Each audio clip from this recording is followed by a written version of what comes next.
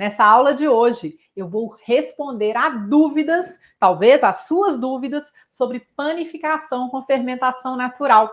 Essa é o Pergunta para Ana, uma aula de tira dúvidas, em que a galera do pão me pergunta e eu respondo. Talvez você já saiba que o pão de fermentação natural pode transformar sua vida para muito melhor, não é mesmo? Mas as pessoas que você ama talvez ainda não saibam disso. Então, vamos lá. Aperta no botão compartilhar, manda essa aula agora para 5 pessoas. Vamos compartilhar. Conteúdo bom é conteúdo compartilhado, não é mesmo? Não guarda para você não. Bora compartilhar, tá bom? Já vou começar respondendo. Essa pergunta é uma boa pergunta. Qual o melhor método para ativar o fermento com mudanças constantes de farinhas? Primeiro, vou explicar o que é ativar o fermento. Ativar o fermento natural é quando a gente alimenta o fermento natural. A gente alimenta o fermento natural com farinha e com água, tá bom? Então, ativar o fermento é esse momento em que a gente alimenta o nosso fermento. Aí a pergunta é: qual o melhor método para ativar o fermento com mudanças constantes de farinhas? Então, assim, não é um método de ativar o fermento que vai mudar alguma coisa porque você muda a farinha, tá? O método de alimentar o seu fermento é exatamente o mesmo, tá bom? O que vai mudar é a farinha. E quando você muda a farinha que você alimenta o seu fermento, você também muda as características do seu fermento. Você pode mudar para melhor ou você pode mudar para pior. O seu fermento é uma comunidade de seres vivos. Lembra disso? O levain, o fermento natural, que ó, é esse cara aqui, ó. O fermento natural é esse cara aqui. É uma comunidade de seres vivos. Tem um monte de bactéria e de levedura que mora aqui. E essas bactérias e leveduras é que vão ser responsáveis pela fermentação do seu pão. Então, dependendo da farinha que você usa para alimentar o seu fermento pode ser mais vigoroso, pode ser mais fraco, tá? Então, se você toda hora troca a farinha do seu fermento, é a mesma coisa que você trocar a ração do seu cachorrinho, por exemplo.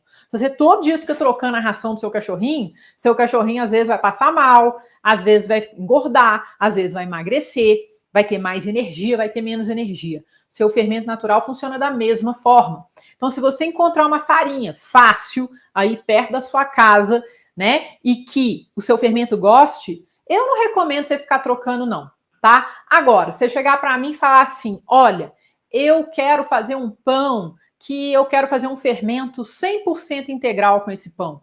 Então você pega uma isca, uma parte do seu fermento original, pega uma parte desse fermento, coloca em outro pote e dá farinha 100% integral para ele. Ele vai fermentar, tá? E ele vai ser um fermento praticamente 100% integral, porque você deu farinha 100% integral para ele, mas você manteve o original, tá bom? E vai continuar alimentando o original com a farinha que você normalmente usa, beleza?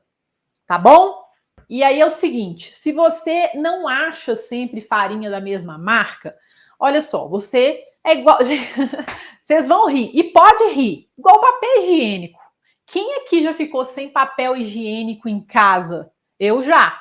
Não é uma coisa boa. Se você sabe que você usa papel higiênico todos os dias, você precisa ter papel higiênico a mais, papel higiênico reserva, não é mesmo? Farinha para alimentar seu fermento é a mesma coisa. Você precisa ter farinha a mais, farinha reserva. Porque você sabe que às vezes você vai achar essa farinha, às vezes você não vai achar essa farinha. E, na pior das hipóteses, você sempre pode comprar a farinha da marca que você quiser na internet. Combinado? Eu posso fazer qualquer receita de pão com farinha orgânica? Então, olha só, a farinha orgânica é a melhor farinha que você vai poder usar para fazer seus pães. Por quê? Porque ela é orgânica, né? Igual quando a gente come frutas orgânicas, legumes orgânicas, o trigo orgânico é melhor. Por quê? Porque ele não tem pesticidas, ele não tem aqueles químicos, aquelas substâncias que podem ser tóxicas para o nosso organismo, certo? E como o pão é um alimento que a gente come praticamente todos os dias, se a gente pode usar uma farinha orgânica, é melhor para a nossa saúde. Você pode fazer qualquer pão com farinha orgânica, você pode fazer pão de fermentação natural, como os pães que eu ensino no meu curso online Love Bakes, por exemplo. Você pode fazer qualquer pão do meu curso com farinha orgânica nacional. Por quê? Porque o que importa é você ter conhecimento, ter base. Se você tem base de conhecimento, se você segue um método, você consegue fazer pão com qualquer farinha, e a farinha orgânica é a melhor farinha que você pode usar para fazer pão. Beleza? Ó, essa pergunta é muito legal. Eu posso colocar fora, jogar fora aquele líquido preto do fermento?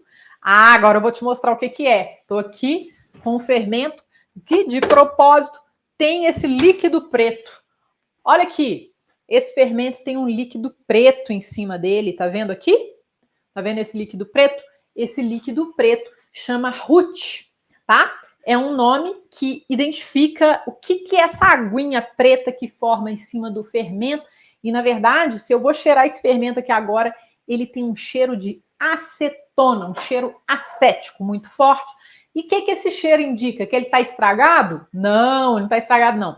Ele está com fome. Tem muito tempo que ele foi alimentado, então ele formou o RUT por cima. E esse RUT, esse líquido preto formado aqui em cima do fermento, existe para proteger o conteúdo do fermento. E, na verdade, ele é formado por uma separação entre a água e a farinha.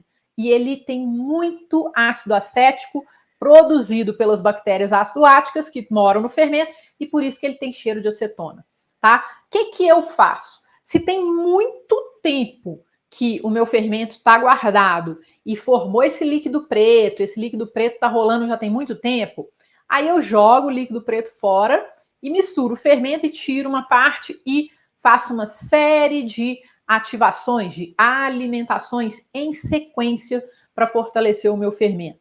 Mas, se tem pouco tempo que eu alimentei o meu fermento, ele só está com uma aguinha ali transparente, tem só uns dias ali que ele está com fome, eu misturo e mando ver também, alimento ele, tá tudo certo.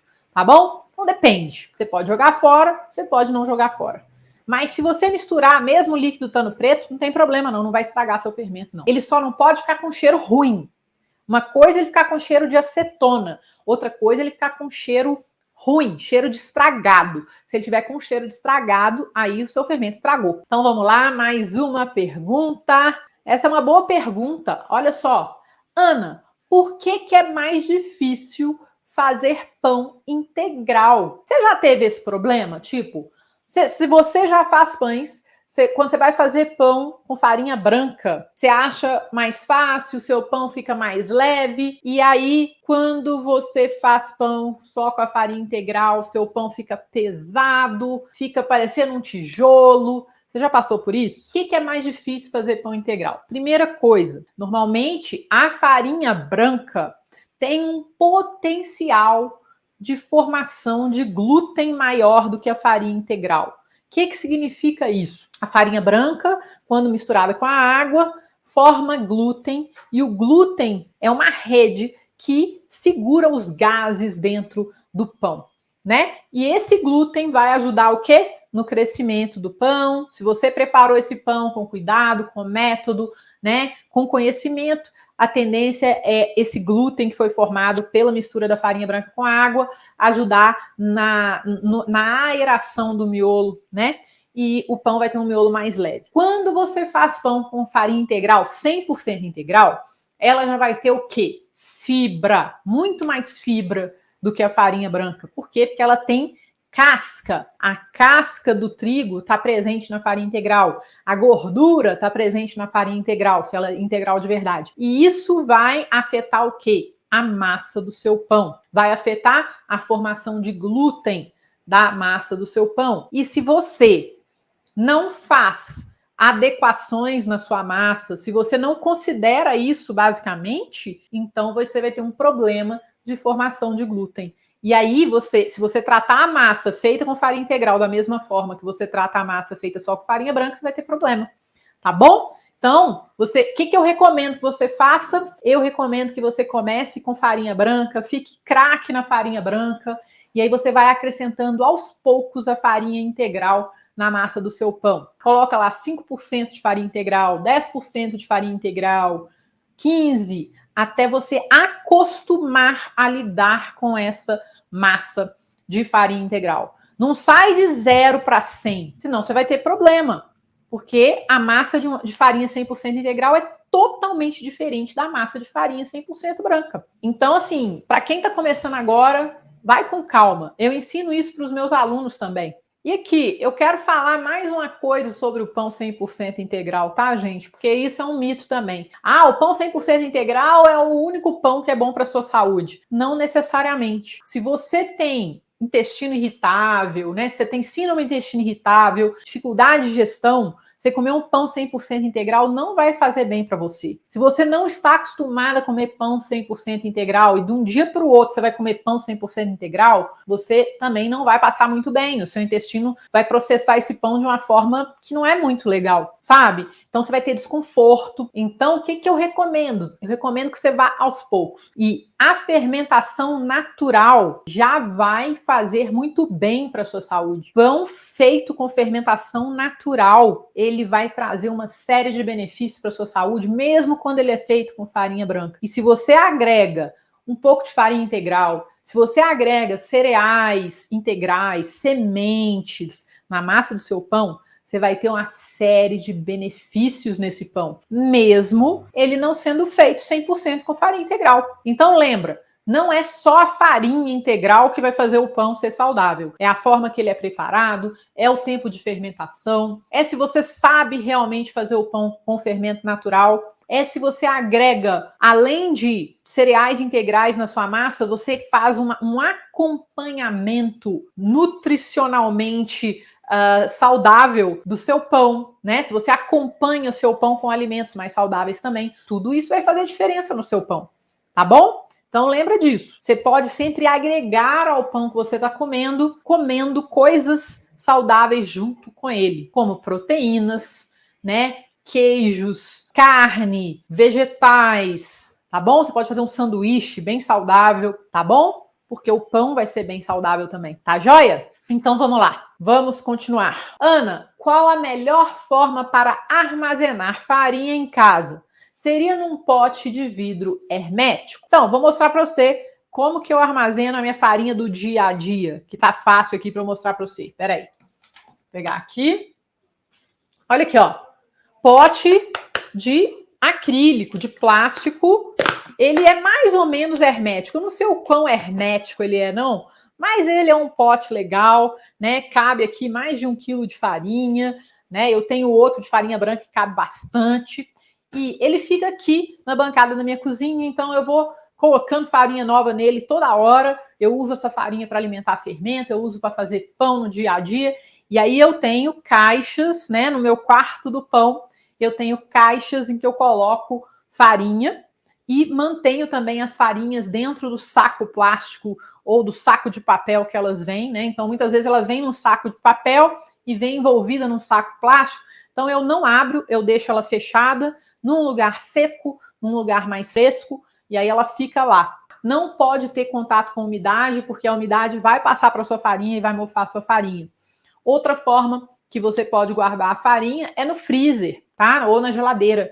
Isso aumenta a durabilidade da farinha, né? E, inclusive, se você estiver mexendo com farinha orgânica, eu acho até legal fazer isso, porque a farinha orgânica não tem pesticida, né? Então, muitas vezes, a farinha orgânica acaba formando larvas, bichinhos. Por quê? Porque eles adoram a farinha orgânica, né? Então, é legal você congelar a farinha e aí você garante que não vai formar nenhum bichinho vai nascer ali. Porque, eventualmente, gente, qualquer farinha, eventualmente, vai dar bicho. Porque vem ovinho ali no meio da farinha. Se a farinha vai ficando muito velha, ao longo do tempo, os bichinhos vão começando a brotar lá, né? E quando você guarda a sua farinha bem guardada, você evita que bichos entrem na sua farinha e você também protege, aumenta a durabilidade dessa farinha, tá bom? Como que eu armazeno a farinha no freezer? Então, embala ela bem embaladinha num saco plástico para ela não pegar cheiro de freezer e congela, tá bom? Quanto tempo o fermento natural aguenta viver fora da geladeira sem alimentação? Primeira coisa, né? Se você não alimentar o seu fermento por um dia, ele não vai morrer. Talvez até por 2 dias ele não vai morrer. Mas se ele ficar uns 3 dias sem alimentar, eu nunca testei, eu não tenho coragem de fazer isso com o meu fermento, né? Então, assim, ele pode muito bem estragar. Por quê? Porque ele é feito de farinha, de água, tem um monte de bactéria, tem um monte de levedura dentro dele, ele é comida. E se ele ficar sem ser alimentado, se ele for negligenciado, ele vai morrer, né? Não antes de estragar. E você não faria isso com um bichinho de estimação seu, né? O fermento, eu brinco, né? Ele é como se fosse um bichinho de estimação. Ele é. Então, você vai cuidar dele. Se você vai ficar muito tempo sem alimentar o seu fermento, não deixe em temperatura ambiente. Guarda na geladeira. Na geladeira ele consegue viver por semanas, por meses, sem ser alimentado. Não vai ser o fermento mais forte do mundo, mas não vai morrer. Agora, se você deixar ele poucos dias aí em temperatura ambiente, chances são que ele estrague muito rápido. Se você morar num lugar muito quente, aí ele vai estragar mais rápido ainda. Então, recomendo que você cuide bem do seu fermento, alimente ele todos os dias, se ele morar em temperatura ambiente, para ele ficar forte e preparado para você fazer pão com ele. E se você não vai fazer pão com ele todo dia, ou dia sim, dia não, então deixa ele morar na geladeira, porque aí você não vai precisar ficar alimentando ele todos os dias. Minha massa espalha no pré-shape. Em que eu estou errando? Então, primeiro vamos explicar o que é pré-shape, né? Pré-shape, na verdade, pre-shape significa pré-modelagem, né? Em inglês é shape, em português é modelagem. Então, nós estamos no Brasil, vamos falar na pré-modelagem, a minha massa espalha. Então, o que acontece? Por que sua massa está espalhando na pré-modelagem? Tem alguns motivos. Pode ser o número 1, ela não fermentou direito, com isso ela não estruturou direito e ela está apenas uma massa ali, sem nenhum tipo de estrutura que foi adquirida ao longo da fermentação. Por isso, ela espalha, tá? Ou ela fermentou demais, muito, muito, muito, tá? Para chegar ao ponto de perder estrutura. Isso é mais raro de acontecer. Quando você está começando, é mais, vamos dizer assim, acontece mais da gente não fermentar a massa direito, não esperar o suficiente. Outro motivo da sua massa espalhar demais é porque você ainda está começando, talvez você não tenha estudado, você tenha pegado uma receita na internet e tenha colocado talvez água demais para a farinha que você está usando, então sua massa virou um sopão, você não sabe nem que a sua massa é um sopão, e aí você vai tentar fazer lá a sua pré-modelagem e a sua massa naturalmente não estrutura de jeito nenhum. Por quê? Porque ela tem água demais, né? Então você vai entender melhor do que eu qual desses é o motivo, né? E tem como você corrigir qualquer um desses motivos. O que você tem que fazer para sua massa parar de espalhar na hora da pré-modelagem? Primeira coisa, você precisa estudar. Você precisa se capacitar com quem sabe mais que você, né? Você precisa parar de ficar procurando receita perfeita do pão dos seus sonhos na internet. Quando você fica procurando a receita mágica, você não vai aprender nada, né? Então, você precisa tirar esse mito da sua cabeça de que existe uma receita mágica para o pão dos seus sonhos solta aí na internet que você ainda não achou. Caso esse não seja o seu caso, se você já quebrou esse mito e está buscando se capacitar, então estuda um pouco mais, pratica um pouco mais, tá? E aí você vai conseguir aos poucos chegar no pão dos seus sonhos. Você for minha aluna, se for meu aluno, aí é só você pegar o curso, né? Devorar o curso que você vai aprender. Não tem jeito de não aprender se você estudar e se dedicar lá dentro do Love Bakes, tá bom? Agora, não espere mágica e entenda que o aprendizado, ele vem gradativamente, ele é um processo, ele não é instantâneo. A gente não aprende nada instantaneamente. Quem dera, né? Tem um filme, aquele filme Matrix, que em português é o Matrix, né? Você já viu esse filme? Você vai lembrar que tem uma hora que o Neo resolve sair da Matrix, aí ele acorda, Aí o Morpheus chega para ele e fala, ó, vou te ensinar a lutar, vou te ensinar a lutar Kung Fu. Aí ele, eu nunca lutei Kung Fu, não sei. Ele fala, agora você vai aprender. Aí ele coloca um programa dentro da cabeça dele ali, e ele suga aquele programa todo em 1 segundo. Aí ele acorda e fala, eu sei Kung Fu. Né? Tipo assim, do nada, num piscar de olhos, ele aprende Kung Fu. Quem dera se fosse assim. Não é assim, né? Ainda não. Então, para a gente aprender alguma coisa, a gente tem que estudar e a gente tem que colocar a mão na massa. Se você ficar lá colocando a mão na massa sem ter nenhum tipo de base, você vai ficar lá perdendo seu tempo. Então, lembra disso. Para você aprender a fazer pão, não tem mistério. É você se capacitar, adquirir conhecimento sobre panificação e colocar a mão na massa com dedicação, com paciência, né, com amor e com o tempo. Se você estiver realmente se dedicando e buscando conhecimento de verdade e de qualidade, você vai conseguir fazer pão. Disso eu não tenho dúvida. Foi assim comigo, é assim com os meus alunos, e do mesmo jeito, por que eu estou falando isso para você? Porque eu também já acreditei na receita mágica, que não existe. Tá bom? Olha só, essa é uma excelente pergunta. Tá difícil acertar o fermento. Sou muito ansiosa, não estou conseguindo esperar o tempo certo. Olha só, a resposta tá na pergunta. Olha isso, tá difícil acertar o fermento. Sou muito ansiosa, não estou conseguindo esperar o tempo certo. Então, você já sabe como resolver o seu problema. Você já sabe que você precisa esperar o tempo certo e você vai trabalhar a sua ansiedade para isso. E aí vai ficar fácil acertar o fermento, tá bom? Daqui a algumas semanas eu vou ensinar o fermento de forma gratuita durante 7 dias, ao vivo, diariamente, durante uma semana inteira. Então, se você tem dificuldade com o fermento natural, se você nunca fez o fermento natural, quer fazer, se você já fez o fermento natural e quer melhorar, aumentar seu conhecimento, então é só você se inscrever na lista de espera do meu curso gratuito para você participar dessa semana gratuita que eu vou ensinar o fermento natural do zero, tá bom? O link tá no perfil do meu Instagram. E aí a gente vai falar sobre todos os detalhes de como você cria um fermento do zero aí na sua casa. Posso usar a minha panela para fazer outras coisas? Por exemplo, um franguinho? Adorei! Então, a panela que a gente usa para assar pão, a que eu recomendo é a panela de ferro, né? Então, a panela que a gente usa para assar pão, ela deve ser usada para muitas outras coisas, né? A panela de ferro, ela é multiuso. Se você sabe cuidar da sua panela, se você faz aquela cura da panela com óleo, né? Esquenta essa panela direitinho, ela vai ser usada para tudo, para tudo. Para fazer carne, para fazer feijão, para fazer sopa, para fazer franguinho. Entendeu? Esse é o objetivo. Eu não gosto de ter nada na minha cozinha que só usa para uma coisa. Isso é perda de espaço, perda de tempo. A gente tem que ter equipamentos multifuncionais.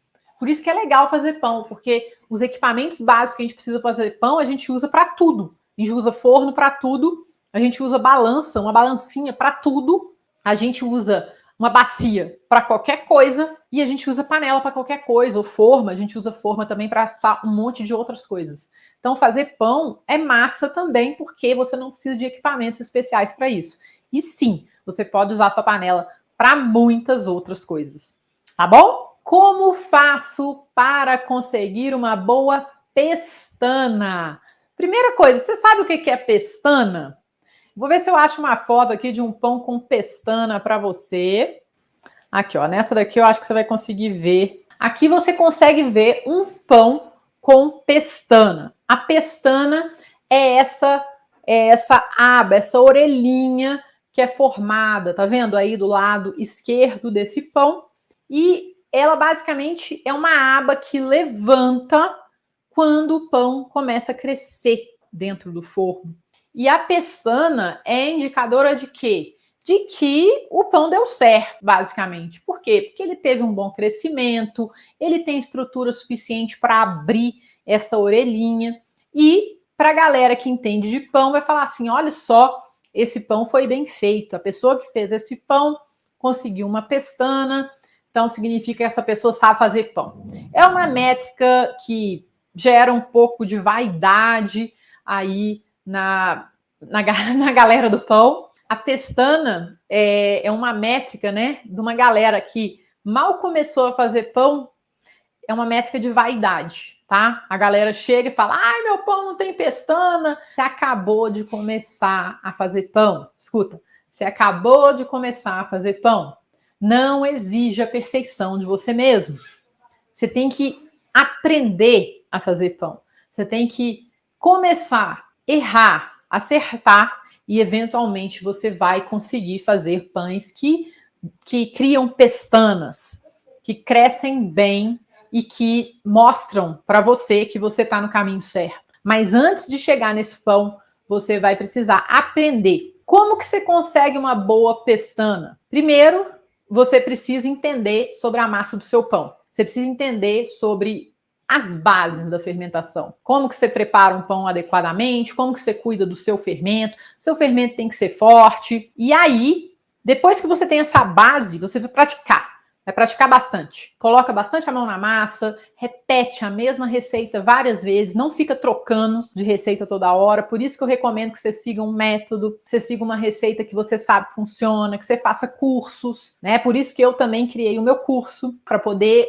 agilizar, acelerar o processo de aprendizado das pessoas que querem. Uma das técnicas que você pode usar para conseguir uma pestana é o corte.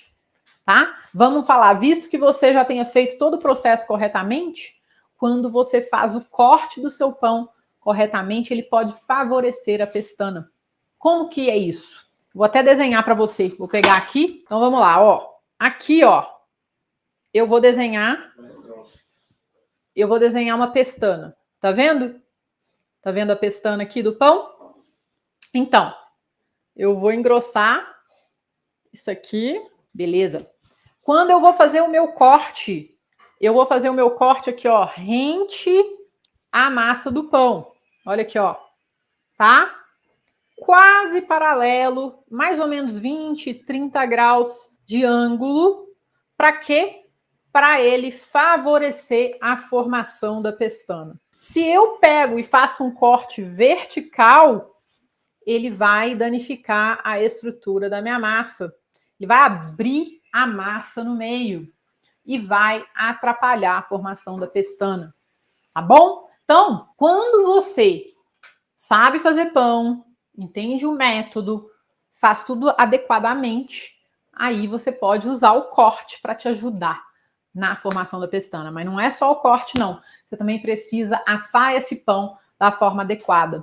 Porque, por exemplo, se você tem uma técnica incorreta de forno, a massa pode entrar no forno e nem conseguir crescer, porque a temperatura está errada, não tem umidade, né? Tem uma série de problemas. Então, por isso que é importante a gente ter técnica, ter conhecimento, porque aí a gente vai favorecer os nossos resultados, tá bom? Se fez sentido para você, escreve aí para mim. Fez sentido. Vamos continuar. Posso assar meus pães rústicos em formas de pão? Claro que pode. Você pode assar o seu pão em qualquer forma ou panela. Se você quiser assar o pão rústico na panela de ferro, ele vai ter um aspecto mais profissional, vamos dizer assim, mas você pode assar um pão rústico na forma tranquilamente. Você pode assar qualquer pão em forma. Você vai ter o mesmo resultado de uma panela ou de um forno profissional? Não, você não vai ter. Mas poder assar você pode, entende? Então, assim, o que eu quero deixar claro aqui para você é o seguinte: você pode assar o pão em qualquer forma, ou você pode escolher assar o seu pão dentro de uma panela. Os resultados que você vai ter assando na forma ou assando na panela serão diferentes, ok? Se você estiver assando o pão numa forma usando um forno profissional, também você vai ter um resultado diferente do que se você não estiver assando esse pão dentro da forma, simplesmente porque ele está numa forma. Então, só alinhe expectativas. Você vai assar o seu pão numa forma, ele vai ficar de um jeito. Você vai assar seu pão dentro de uma panela, ele vai ficar de outro jeito. Você vai assar o seu pão num forno profissional fora da forma, ele vai ficar de um jeito. Você vai assar o pão num forno profissional dentro da forma, ele vai ficar de outro jeito. Fechou? Quantas vezes você lava o pote do levain? Eu lavo a cada 2 alimentações. Não sei se é o certo. Então, olha só, vai depender de onde que ele está, né? Se você está deixando em temperatura ambiente, se você está alimentando frequentemente, se você deixou muito tempo guardado e vai alimentar de novo depois, sei lá, de 2 semanas, né? Que é considerado mais tempo. Mas se você lava aí de 2 em 2 alimentações, eu acho que tá mais que bom. Eu, às vezes, fico alguns dias sem lavar o pote do meu fermento, porque eu estou alimentando ele muito frequentemente, né? Então eu fico alguns dias sem lavar, aí eu vou lá, troco o pote. Agora, uma dica que eu dou: quando você lavar o pote do seu fermento, cuidado, enxágua bem esse pote. Porque se você não enxaguar esse pote direito, pode sobrar sabão ali dentro. E o sabão que sobrar pode matar o seu fermento, enfraquecer o seu fermento. Isso é muito importante. E, lógico, troca de pote de vez em quando, né? Se você trocar de pote todo dia, tudo bem. De alguns em alguns dias também, tudo bem. Mas não fica sempre usando o mesmo pote sem nunca trocar o pote. Então, beleza! Tirei o meu fermento da geladeira agora. Quero fazer um pão. Quantas vezes devo alimentar o meu fermento para fazer pão? Essa é uma pergunta super comum. E a resposta rápida é pelo menos 3 vezes. Por quê? Porque eu não sei quanto tempo seu fermento ficou guardado na geladeira, eu não conheço a potência do seu fermento, eu não sei se ele ficou um dia guardado, um mês guardado, 2, 3 meses guardados ou uma semana guardado. Então, para garantir, eu recomendo que você alimente ele pelo menos 3 vezes antes de fazer pão com ele. Pode ser que às vezes você precise de mais alimentações. Pode ser que 1 ou 2 alimentações seja suficiente. Você conhece seu fermento melhor que eu, né? Aí você fala, mas eu não conheço o meu fermento. Eu não sei se ele está forte. Então você precisa conhecer o seu fermento. Você precisa alimentar o seu fermento, observar o quanto ele cresce toda vez que se alimenta, se ele está crescendo mais, se ele está crescendo menos, e aí você vai conhecer o seu fermento. Quando eu estava aprendendo a fazer pão, que meu pão não ficava bom, não era nem por falta de técnica, porque até a técnica da panificação eu já tinha. Meu fermento era ruim, meu fermento era fraco e eu não conhecia o meu fermento. Quando eu descobri como que eu entendia o meu fermento, meu pão melhorou radicalmente. Então, cuide bem do seu fermento. Se você não sabe cuidar do seu fermento, você precisa aprender a cuidar do seu fermento, que ele vai fazer toda a diferença no seu pão. O fermento seco tem a mesma potência do fermento natural? São fermentos completamente diferentes. Foi até boa essa pergunta, né? O fermento natural, ele é natural. Ele também é chamado de fermento selvagem. O que é o fermento natural? Ele é uma comunidade de bactérias e leveduras selvagens do ambiente da farinha que moram dentro de um pote de farinha e de água. E essa comunidade de leveduras e bactérias selvagens fermentam o seu pão. O fermento seco, aquele que a gente compra no supermercado, ele é uma bomba de leveduras.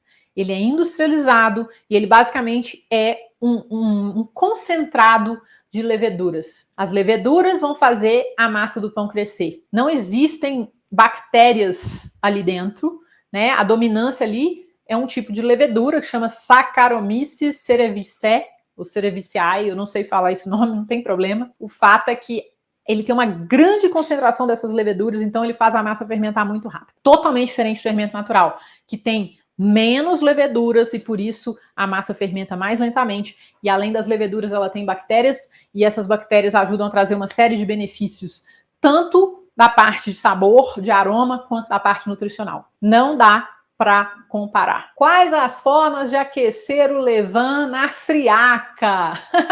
Eu uso água morna na alimentação? Então, essa foi uma pergunta, né? Uma ótima pergunta. Então, primeira coisa que a gente tem que saber, né? O fermento natural é afetado pela temperatura. A temperatura é um dos grandes fatores que afetam a fermentação do fermento, do pão, né? Por isso que as nossas avós, as nossas tias sempre falavam, olha, quando você vai fermentar a massa de pão, coloca num lugar quentinho, longe da corrente de ar. Quem nunca ouviu falar isso? Por quê? Porque a temperatura afeta a fermentação. Então, quando está frio, a tendência é que o seu pão ou o seu fermento natural fermentem mais lentamente. Por quê?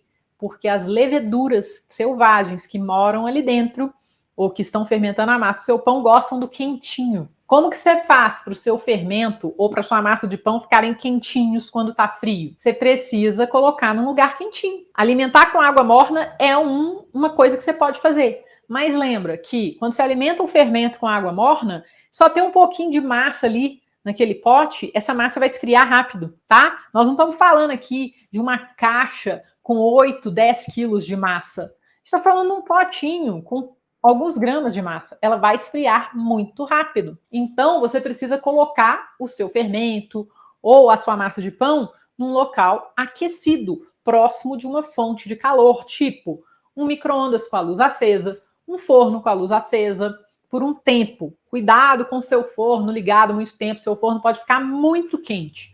Meu forno fica 37 graus. Então imagina, se eu deixar ele ligado o tempo inteiro, ele vai esquentar muito, mesmo estando frio. Então você tem que tomar cuidado com isso, mas você pode ligar e desligar seu forno, você pode colocar o seu fermento, no caso, perto de um modem. O modem emite calor, ele é uma fonte de calor. Então ele vai aquecer o seu fermento e manter o seu fermento na temperatura ideal. O fato é que dá para você manter tanto o fermento quanto a massa de pão num lugar quente. A água morna ajuda, mas ela não é o suficiente. Aí você pode também construir uma estufinha, né? Aí você fala, Ana, mas eu faço 40 pães de cada vez e a minha casa é muito fria. Se você está fazendo 40 pães de cada vez, você pode adquirir uma fermentadora, tá? Você já está num tamanho que você pode adquirir uma fermentadora. Aí eu recomendo que você converse com o pessoal da Tecmapan para eles te indicarem, né, o melhor equipamento para o seu caso, para a sua necessidade. Aí você fala, não, mas eu só faço 2 pães, então usa seu forno com a luz acesa. Jeito tem. Gente, quem quer dá um jeito. Quem não quer vai sempre arrumar uma desculpa. Pensa nisso. Qual a melhor proporção para manter o fermento natural na geladeira? Olha só, é a proporção que você quiser. É a proporção que você normalmente alimenta o seu fermento. Não tem problema, não tem a melhor proporção. Tem a melhor proporção para você, para o seu fermento. É a proporção que você consegue identificar o comportamento dele. Não existe a melhor proporção. Existe a proporção que você mais gosta de usar, tá bom? Simples assim. Vi a sua fatia de pão, a minha fatia fica com alvéolos menores. É devido à modelagem mais apertada? Então, olha só, o que são alvéolos? Alvéolos são aquelas bolinhas que são formadas no miolo do pão. Vamos lá, vou desenhar. Vamos desenhar, vamos brincar de desenhar aqui. O que são alvéolos? Vou desenhar aqui para você. Ó, vou desenhar um pão aqui, tá? Isso aqui é uma fatia de pão, tá bom? E aqui são as bolinhas que são formadas dentro do miolo do pão.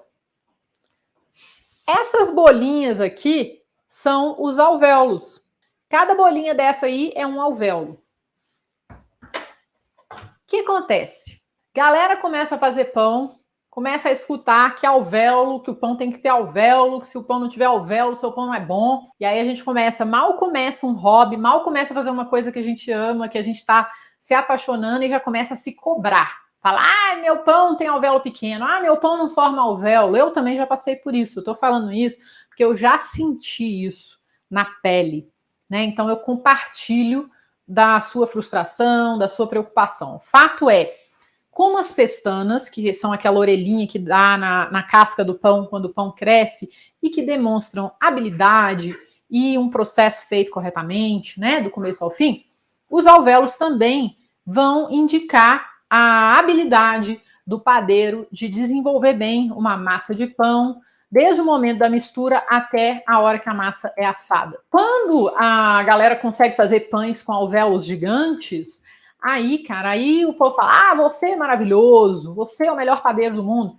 Gente, isso é a maior bobeira que pode existir na face da Terra. É muito legal você fazer um pão alveolado, mas a maioria dos pães nem é para ser cheio de alvéolos grandes. Agora, o que eu quero dizer é o seguinte, né?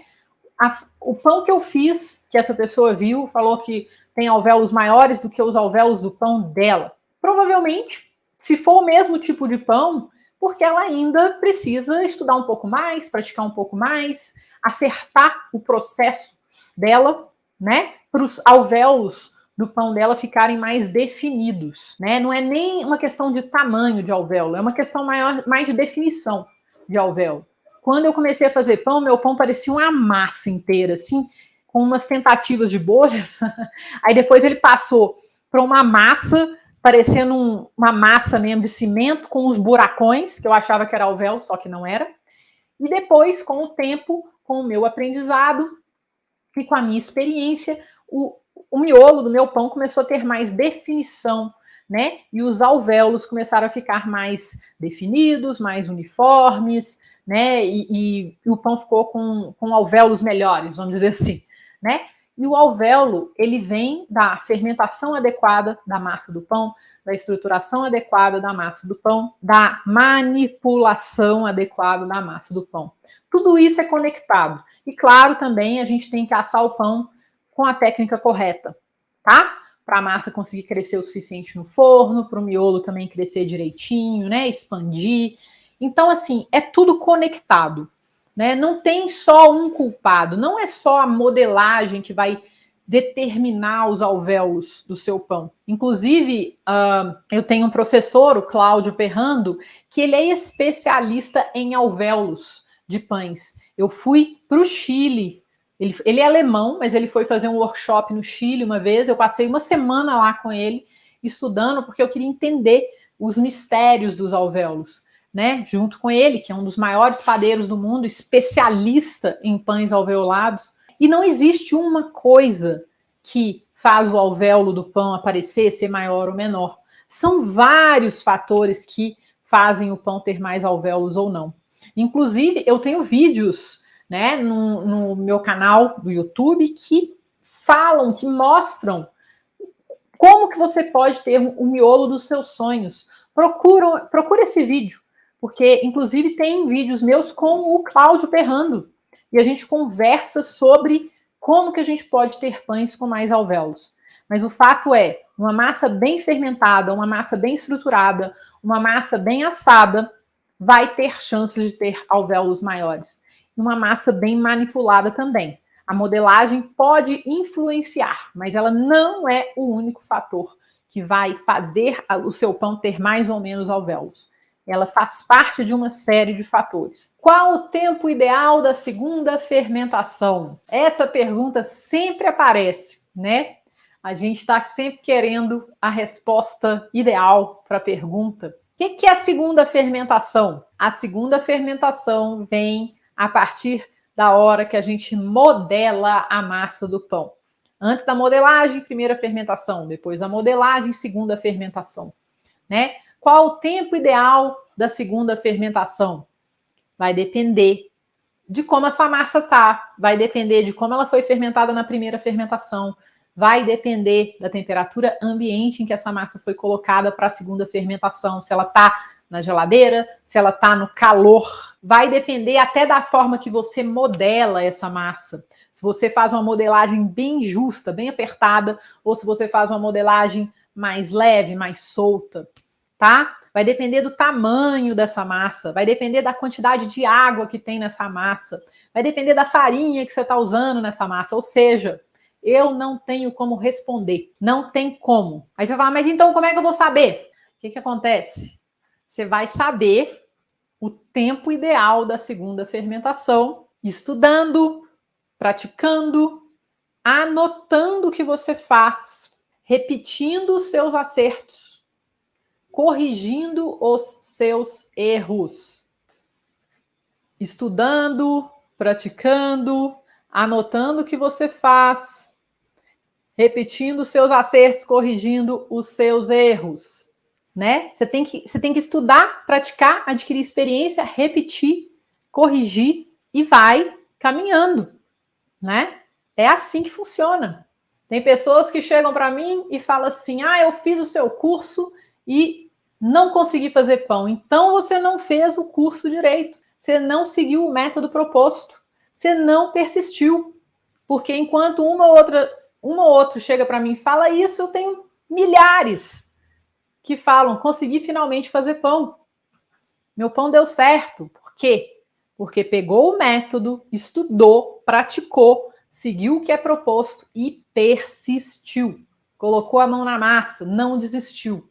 É assim que funciona, gente. Cada pessoa aprende no seu tempo, cada pessoa aprende à sua maneira, mas o fato é, eu tenho como provar, tanto com a minha experiência quanto com a experiência dos meus quase 10 mil alunos, que quando a gente busca um método, quando a gente estuda, quando a gente coloca a mão na massa e se dedica, a gente consegue fazer o pão dos nossos sonhos. E eu tô aqui junto com você para te ajudar a adquirir esse conhecimento, acelerar o seu aprendizado, mas a jornada é sua. O tempo de aprender também é seu. Tem gente que aprende em uma semana, tem gente que aprende em um mês, tem gente que aprende em 6 meses, ou até mais tempo. E tá tudo bem. O que você não pode é desistir. Porque quando a gente desiste, aí a gente não tem chance. Aí a gente matou as nossas chances. Essa aula aqui é exclusiva para ajudar você a acelerar a jornada até o pão dos seus sonhos. Eu espero que você tenha gostado dessa aula. Eu espero também que você faça pães maravilhosos, crocantes, leves, deliciosos, nutritivos e lindos para você e para sua família. Muito obrigada por você estar aqui. Eu espero você numa próxima aula do Pergunta para Ana, tá bom? Até lá. Tchau.